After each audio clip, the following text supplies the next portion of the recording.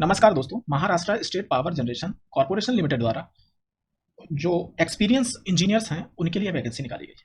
तो एक अच्छी अपॉर्चुनिटी ये जॉब में उन लोगों के लिए है जो लोग महाराष्ट्र में जॉब करना चाह रहे हैं या उसके आसपास के एरिया में जॉब करना चाह रहे हैं, लेकिन अभी उनकी पोस्टिंग कहीं दूसरी स्टेट में, कहीं दूर दराज में पड़े हुए हैं और वो महाराष्ट्र में आना चाहते हैं, अपने स्टेट में आना चाह रहे हैं। प्लस उनका एक्सपीरियंस 5 साल, 7 साल, 9 साल हो गया है, तो एक अच्छी सरकारी नौकरी मिल रही है। हो सकता है वो प्राइवेट में हो, महाराष्ट्र में ही या इंडिया में कहीं और वो स्टेट सरकारी नौकरी में जाना चाहते हैं, तो उनके लिए एक अच्छी सैलरी और स्टेट में अच्छी जॉब है। तो आइए देखते हैं इस वैकेंसी के डिटेल के बारे में। ठीक है, government job in Mahagenco Maharashtra for experience BTech engineers. ठीक है, 330 वैकेंसी है। इतनी ज़्यादा वैकेंसी शायद जल्दी से इंजीनियर के लिए तो नहीं आती है, और वो भी केवल मतलब एक्सपीरियंस वालों के लिए।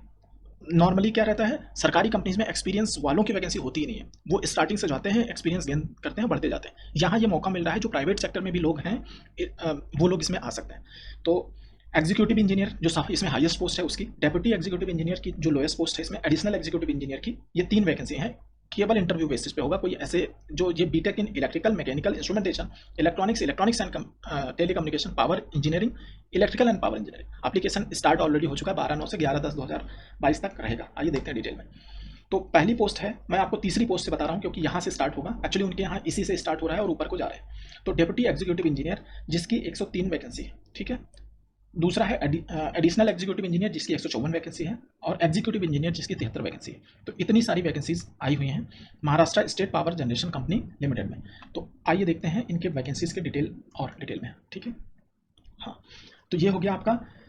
हम तीसरी पोस्ट के बारे में बात कर रहे थे। ये हो गया तीसरी, executive engineer, deputy executive engineer.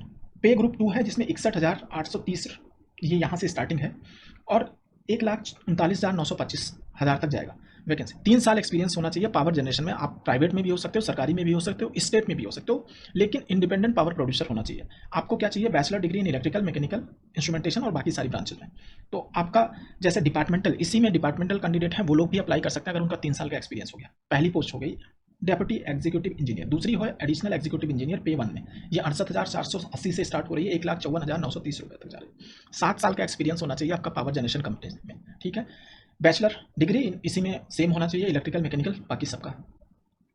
Age criteria देख लो, जो डेप्यूटी एग्जीक्यूटिव इंजीनियर हैं उनका 38 साल का है, जो 38 साल मैक्सिमम एज है, और जो महाजनको महाराष्ट्र जनको के एम्प्लॉई हैं उनकी 57 ईयर है। इसी तरीके से एडिशनल एग्जीक्यूटिव इंजीनियर है, 40 साल की एज मैक्सिमम दी हुई है, 57 साल जो उनके अपने लोग हैं उनके लिए। एग्जीक्यूटिव इंजीनियर की 40 साल दी हुई है, और जो उनके अपने एम्प्लॉई हैं उनको 57 साल का एक्सपीरियंस चाहिए। अपर जो एज है उसको 5 साल ये बढ़ा सकते हैं बैकवर्ड कैंडिडेट के लिए।